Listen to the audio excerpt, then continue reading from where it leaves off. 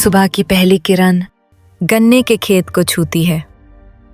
आपको शायद ये एक साधारण फसल लगे, लेकिन सच में ये एक नेचुरल लेबोरेटरी है। आज हम सिर्फ गुड़ बनते हुए नहीं देखेंगे, हम समझेंगे कि इस पूरी प्रक्रिया में फिजिक्स और केमिस्ट्री कैसे काम करती है। क्योंकि जब गन्ना गुड़ बनता है तो ये सिर्फ पकता नहीं, ये बदलता है मॉलिक्यूलर लेवल पर।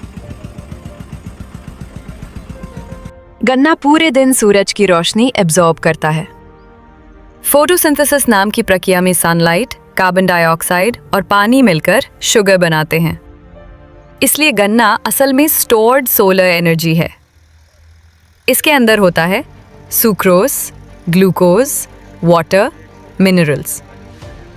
लेकिन जैसे ही गन्ना कटता है, उसके अंदर मौजूद एंजाइम्स शुगर को तोड़ना शुरू कर देते हैं। इसलिए फ्रेशनेस यहाँ क्वालिटी डिसाइड करती है। अब गन्ना कोल्हू में जाता है। यहाँ सबसे पहले काम करती है फिजिक्स। जब भारी रोलर्स गन्ने को दबाते हैं तो उस पर प्रेशर अप्लाई होता है। प्रेशर मतलब फोर्स डिवाइडेड बाय एरिया। जैसे जैसे फोर्स बढ़ता है, गन्ने की कोशिकाएं, सेल्स टूट जाती हैं। उनके अंदर का जूस बाहर निकल आता है।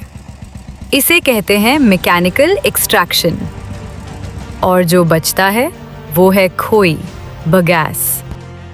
इस खोई को सुखाकर जलाया जाता है। मतलब गन्ने से निकली एनर्जी फिर उसी गन्ने को पकाने में लगती है। Energy conversion, solar to chemical to heat energy, पूरा चक्र। निकला हुआ रस साफ नहीं होता। इसमें छोटे छोटे पार्टिकल्स होते हैं। जब इसे गर्म किया जाता है तो हीट कंडक्शन और कन्वेक्शन शुरू होती है। कंडक्शन मतलब हीट नीचे से ऊपर फैलना।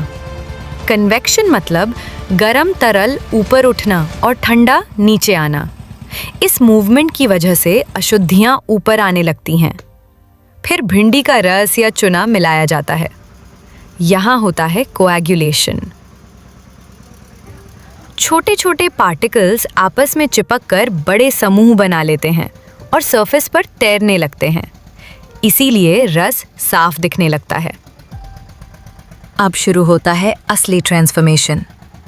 जब टेम्परेचर बढ़ता है तो पानी के मॉलिक्यूल्स एनर्जी लेकर लिक्विड से गैस में बदल जाते हैं।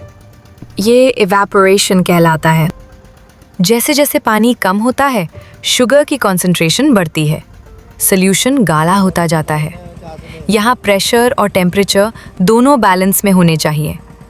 फिर जब हीट और बढ़ती है तो शुगर मॉलिक्यूल्स का स्ट्रक्चर हल्का सा बदलने लगता है। इसे कहते हैं कैरेमलाइजेशन। हीट शुगर को तोड़कर नए कॉम्पाउंड्स बनाती है। यही कॉम्पाउंड्स देते हैं गुड़ को उसका रंग और अरोमा। अगर टेम्परेचर ज़्यादा हो जाए तो शुगर जल सकती है। अगर कम हो तो सही थिकनेस नहीं बनेगी।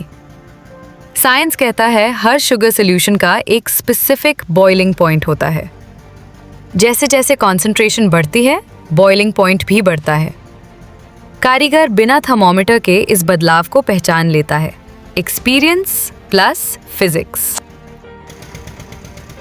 जब गाढ़ा रस ठंडा होता है, मॉलिक्यूल्स की मूवमेंट धीमी हो जाती है। वाइट शुगर में प्योर सुक्रोज होता है, इसलिए मॉलिक्यूल्स एक परफेक्ट पैटर्न में अरेंज हो जाते हैं। इसे कहते हैं क्रिस्टलाइजेशन। लेकिन गुड़ में मिनरल्स मौजूद रहते हैं। ये मॉलिक्यूल्स को परफेक्टली लाइन में आने से रोकते हैं।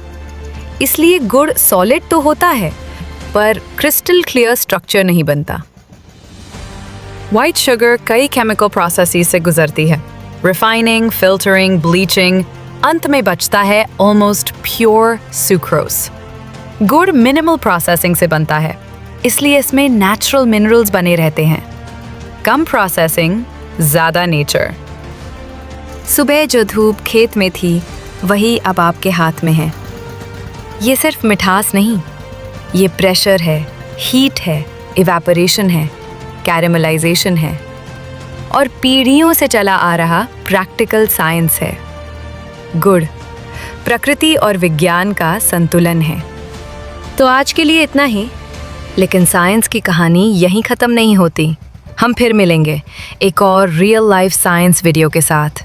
अगर आपको ये कंटेंट पसंद आया हो तो लाइक करें और चैनल साइंस ऑफ मेकिंग को सब्सक्राइब करें।